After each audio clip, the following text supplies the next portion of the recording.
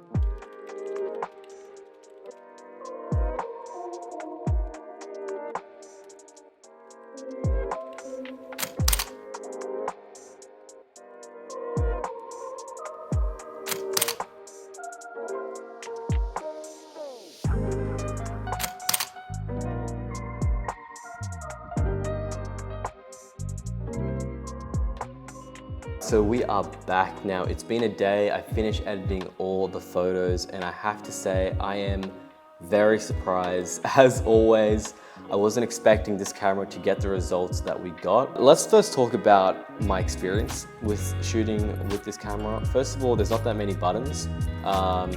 There's a power button, there's this little joystick, there's a menu button, and there's a shutter button. And then there's this little little screen for you, and it takes CF cards, which luckily I had one. And obviously it also takes AA batteries, obviously. So shooting with it was fine. It does take a little bit a little bit of time to turn on. Every time you turn it on and off, it does take a little bit of time, about 15, 20 seconds. Same thing with the shutter. The shutter does have a little bit of a delay every time you press down on it, but it was very consistent. So you kind of get used to that as well. So that was also pretty fine for me. This little screen is garbage.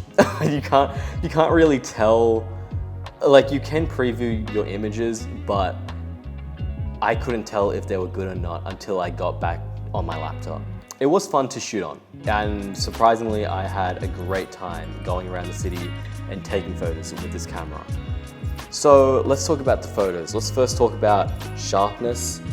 The sharpness is really good, surprisingly. Again, I don't know, I wasn't expecting it to be this sharp. Obviously, I did add in a little bit more sharpness in Lightroom, but for the most part, focusing and sharpness was perfectly fine. Like it would nail focus 90% of the time, so that's pretty good. Dynamic range was hit or miss.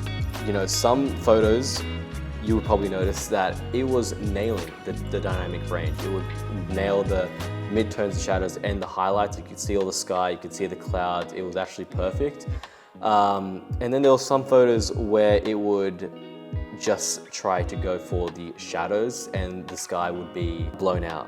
But with those photos, I kind of improvise, and I usually do it for most photos where the sky is blown out, where I add a little bit more haze in there, and I kind of put the whites down to give it more of a off-white look.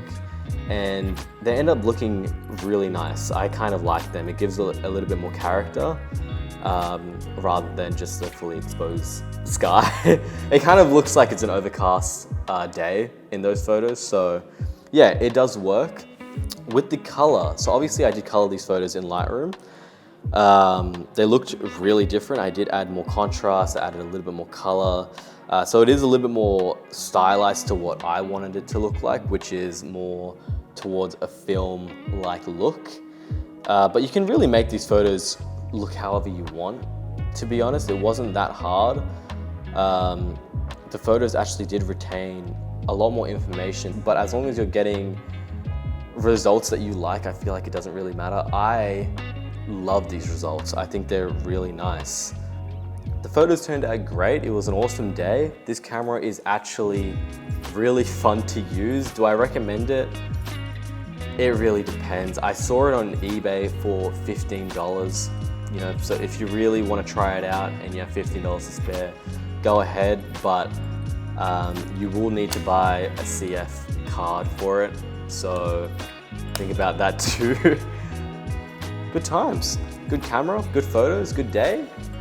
Can't ask for more. So with that being said, make sure you like this video if you did indeed like it, subscribe for more, and I will see you in the next episode of Into the Lens.